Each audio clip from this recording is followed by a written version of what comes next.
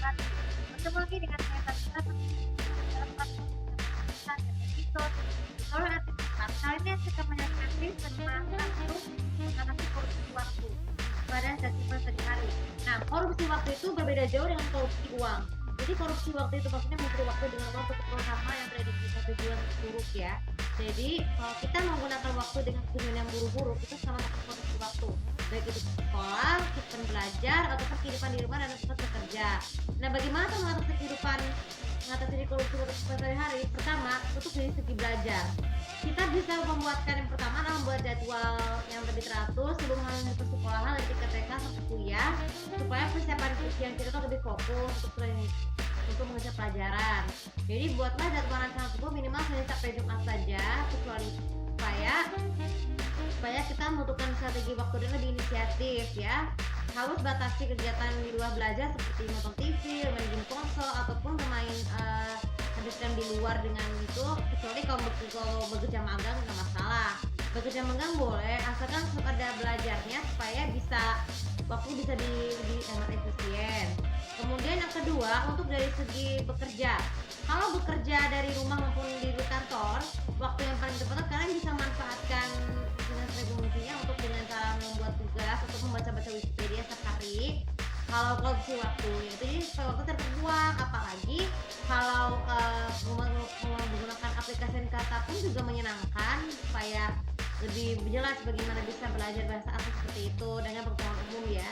Kemudian yang ketiga, dari segi beribadah, waktu beribadah itu tuh wajib. Jadi cara mengatasi korupsi waktu yang tepat adalah kalian dipasang di rumah waktu wajib memasang jam sholat supaya di sekitar daerah musola ataupun di rumah supaya ada pasang alarm di ponsel kalian supaya tidak ketinggal. Apalagi kecuali karena perjalanan jauh bisa harus wajib menginstal aplikasi sebuah suara supaya waktu sholatnya tidak terbuang ya, untuk komputer hal yang lainnya. Untuk kalau perjalanan jauh boleh dijamak asalkan jangan melewati batas tersebut. Kemudian untuk yang keempat, dari segi bekerja dari rumah ya, berada di rumah, pergunakan waktu tersebut di awal hari dengan mendengarkan ceramah, membersihkan rumah, ataupun bagi yang sudah menyewa jasa pembantu atau pelayan rumah tangga, silakan belajarkan mereka mengajarkan membersihkan rumah supaya waktu kita itu lebih fokus untuk bekerja ya. Dan kemudian silakan di luar kegiatan korupsi waktu ya, misalnya nonton film dari rumah. Kalau kita mengatasi korupsi waktu untuk dari rumah adalah karena alasan adegan diskrik atau segala apapun, kalian harus wajib mendownload film hasil unduhan dari film gratis supaya saat ini atur waktu dengan melakukan sedikit pemanasan, dengan melatih dengan yang tanpa mencocokkan dulu, baru ketika selanjutnya dengan mencocokkan, itu untuk korupsi waktu. Kemudian yang kedua, untuk yang kelima, untuk yang keenam, untuk yang ketika tengah ikan atau untuk korupsi waktu, kalian bisa merehat sebentar dengan menggunakan gerakan multilates, pilates kecil maksudnya ya, supaya menontonnya itu lebih nyaman, baik untuk punggung, kaki, tangan dan sebagainya.